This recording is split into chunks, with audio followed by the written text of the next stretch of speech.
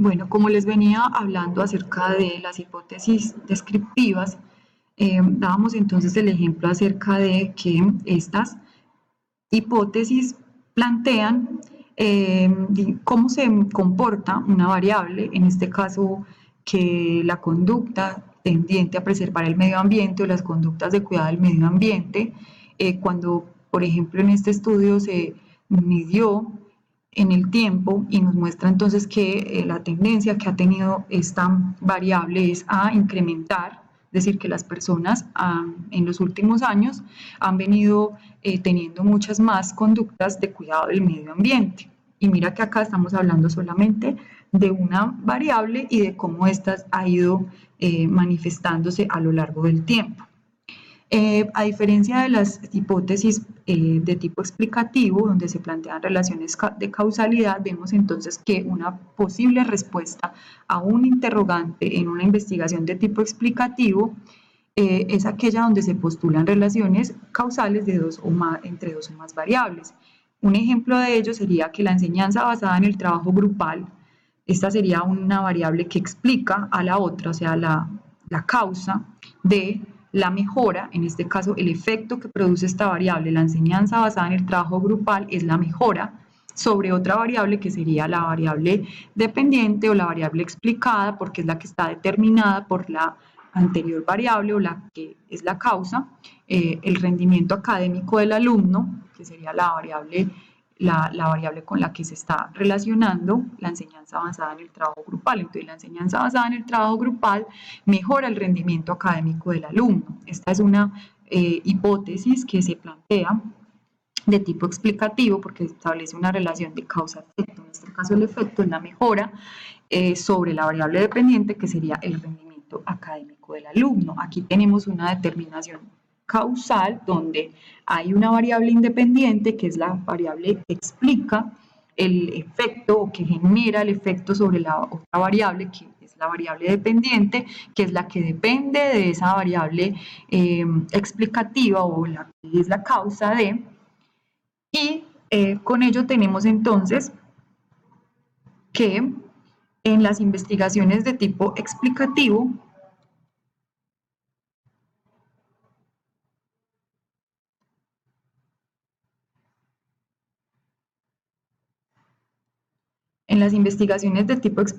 entonces podemos tener esta investigación experimental donde se ponen a prueba las hipótesis que postulan relaciones de tipo causal y que la diferencia con las investigaciones explicativas pero correlacionales, las condiciones son creadas por el investigador. Entonces, aquí se ponen a prueba las hipótesis. Obviamente estas, como son explicativas, son de tipo causal, pero a diferencia de las correlacionales explicativas, aquí la variable independiente o la variable que es la causa de es la que el investigador crea y controla o que manipula. Entonces tenemos que la variable independiente es la variable manipulada, es la creada, es la que el investigador diseña, y que la variable dependiente es aquella sobre la cual se genera el efecto al haber aplicado la variable independiente, que cuando hablamos de aplicado es aquellas condiciones que se crearon para ser luego aplicadas, y en esa variable dependiente se evidencian esos cambios o esos efectos que se tuvo al aplicar esa condición o ese tratamiento. Tenemos también entonces que hay unas terceras variables que son las variables extrañas o contaminadoras, porque son aquellas que están relacionadas con la realidad o el fenómeno investigado, pero aquellas variables no se postularon dentro de la hipótesis. Es decir, que las investigaciones donde planteamos relaciones de causalidad, tenemos que garantizar que aquello que planteamos como variable independiente, es decir, que como la causa explicativa es la única que puede explicar ese determinado efecto sobre la variable dependiente, y que no hay otras variables que puedan llegar a ser ajenas a esa relación de causalidad que puedan estar interfiriendo en ese efecto que se está generando sobre la variable dependiente. Entonces tenemos componentes de la investigación experimental, la variable independiente o la que es aquella que explica o que es la causa de los cambios o los efectos sobre la variable dependiente que es la explicada, que es la que podemos medir, que es donde se generan los efectos de lo que hemos aplicado con la variable independiente, y las variables extrañas, que como les decía son aquellas que podrían llegar a interferir en esa relación de causalidad y poner, digamos, como en riesgo la investigación en la medida en que podría también estar explicando el efecto en esa variable dependiente, y por ende la hipótesis se caería de que es la causa única es la variable independiente. Entonces tenemos que, para controlar esas variables extrañas, tenemos también que tener mucho cuidado a la hora de elegir los grupos con los que vamos a trabajar en nuestros experimentos, o sea, las personas o los sujetos que vamos a asignar a esos grupos, ya sea entonces en el grupo experimental. Tenemos entonces que las características de los sujetos que elijamos para ese grupo tienen que ser similares. Asimismo, tenemos que tener un grupo control, es decir, para poder comparar los resultados que se tengan con esas personas del grupo experimental y poder contrastarlos con el grupo control, que sería el grupo al que no se le aplica la variable independiente. Ese grupo control no tiene no se les aplica ningún tratamiento, allí no hay una variable independiente que se le esté aplicando al grupo control, y se supondría entonces que al contrastar al final del experimento, de aplicarles los tratamientos al grupo experimental, tendrían que verse los cambios solamente en el grupo experimental y no en el grupo control, y así poder hacer mucho más objetivo el experimento. Entonces, como les decía, cuando se hace esta asignación de los sujetos a los grupos, ya sea experimental o control, es necesario entonces hacerlo de manera aleatoria para que de verdad se cumpla con lo que pide una investigación experimental o lo que se exige para hacer una investigación experimental. Es necesario que esos grupos sean asignados de manera aleatoria o al azar, para que cuando se elijan esos sujetos, estos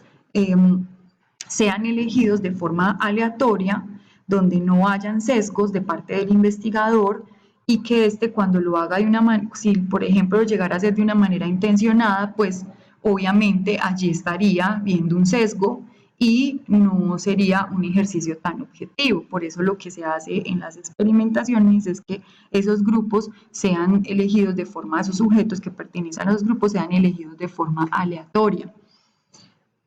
En la validez interna de los diseños, entonces tienen que ver con garantizar que el comportamiento que se registra en la variable dependiente o los cambios que se manifiestan, que se evidencian en la variable dependiente al final, después de haber aplicado el tratamiento, se deben a esa causa o esa variable independiente y no a otras causas. Esa es la validez interna de un diseño. Tenemos entonces que los diseños experimentales, si tienen grupo control y grupo experimental, pues obviamente se van a comparar los dos grupos, tener un grupo que sea el grupo experimental y luego los resultados se comparan, y se supondría entonces que, como les decía ahorita, tendría que verse en los cambios en el grupo experimental, y en el grupo control, pues como no se aplicó ningún tratamiento, no habría ninguna manifestación ni ningún tipo de cambio. En los intragrupos, pues aquí no se cuenta, en este caso sería pues las investigaciones cuasi experimentales, donde no se cuenta con un grupo control, sino que en el grupo, pues solo hay un grupo experimental al que se le aplica el tratamiento, se compara entonces consigo mismo, es decir, el grupo antes de recibir el tratamiento, y luego se compara con los resultados que este mismo grupo obtuvo una vez se aplicó el tratamiento. Entonces esto es un diseño intragrupo, compara consigo mismo. En los de caso único es lo mismo, se compara consigo mismo, pero hablamos entonces de una muestra mucho más pequeña. En este caso, por ejemplo, llámese un estudio clínico donde solamente hay un sujeto o un caso único. La validez externa del diseño experimental tiene que ver entonces con la capacidad de generalizar que tiene la investigación o el investigador de generalizar esos datos que obtuvo a otras poblaciones donde se tengan esas características similares en la población. Entonces podríamos decir que es mucho más válido a nivel externo del diseño experimental cuando la posibilidad de generalizar los datos, los resultados del experimento son mucho mayores eh, y se pueden generalizar a otros contextos. Bueno, ya con respecto al ejercicio que tenemos de trabajo práctico para esta unidad, es necesario entonces que ustedes planteen una pregunta de investigación explicativa donde ya ustedes tienen una revisión de literatura sobre un tema específico, conocen sobre ese tema y van a plantear una pregunta en función de en relación a ese tema. Y en este tipo de pregunta ustedes obviamente van a correlacionar de manera causal dos variables. Por ejemplo, en esta pregunta tenemos cómo impacta un programa de intervención neuropsicológica basada en el modelo histórico-cultural en el desarrollo de las actividades escolares de una paciente de 8 años que tiene alteración en el funcionamiento ejecutivo. Aquí estamos hablando de un estudio de caso donde se tiene una paciente y esta pregunta surge del tema alteraciones en el funcionamiento ejecutivo. Entonces, por ejemplo, ustedes ya hicieron una lectura sobre ese tema de interés de investigación. En este caso, el ejemplo nos muestra que se hizo una revisión de literatura sobre las alteraciones en el funcionamiento ejecutivo. Las investigaciones encontradas mostraron que estas alteraciones se intervienen con estrategias neuropsicológicas, específicamente aquellas que son del modelo histórico-cultural, ya que la literatura nos ha mostrado que son efectivas. Entonces este investigador se pregunta cómo impactan esas estrategias neuropsicológicas basadas en dicho modelo en las actividades que desarrolla un niño de 8 años que tiene alteración en el funcionamiento ejecutivo. Aquí fíjense que tenemos una variable que explica la otra, que sería el programa de intervención neuro, y la variable que es explicada, es decir, aquella que depende del modelo de intervención, serían las actividades que desarrollan los niños en la escuela y que es, digo, la niña, que en este caso es una niña de 8 años y que tiene una alteración en el funcionamiento ejecutivo. Con base en este problema de investigación, yo planteo mi posible respuesta al mismo, la respuesta hipotética tentativa al problema, que sería que las estrategias de intervención neuropsicológica basadas en este modelo histórico-cultural mejoran el desempeño de la paciente en sus actividades escolares. Esto nos muestra que la hipótesis aquí establece una relación de causalidad entre dos variables, en este caso la variable que es la explicativa, que sería la causa de que haya una mejora, que sería el programa de intervención neuropsicológico. El efecto que genera esta variable independiente, es decir, la que causa la mejora, que es el programa de intervención, se dice que el efecto que genera es la mejora. ¿En qué? En la variable dependiente, esa que es aquella que cambia, es decir, que pasa de ser negativo, un estado negativo, a un estado de la paciente positivo, donde se evidencian mejoras, y es en el desempeño de sus actividades escolares. Este desempeño en las actividades escolares sería la variable dependiente, aquella que depende del tratamiento neuropsicológico.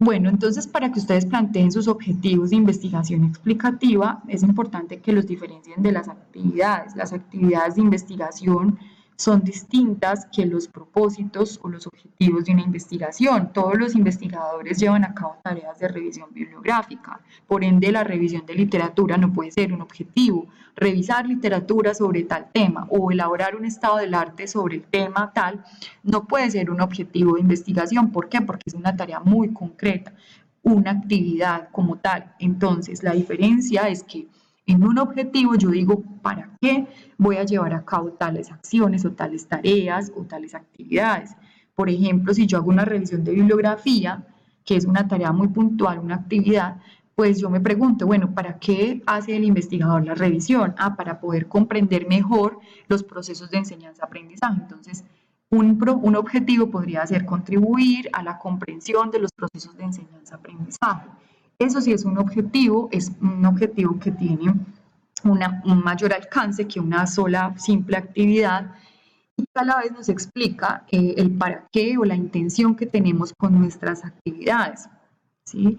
Eh, por ejemplo, acá en investigaciones, recuerden que los problemas de investigación que se resuelven en investigación pues son problemas de conocimiento, es decir, que buscamos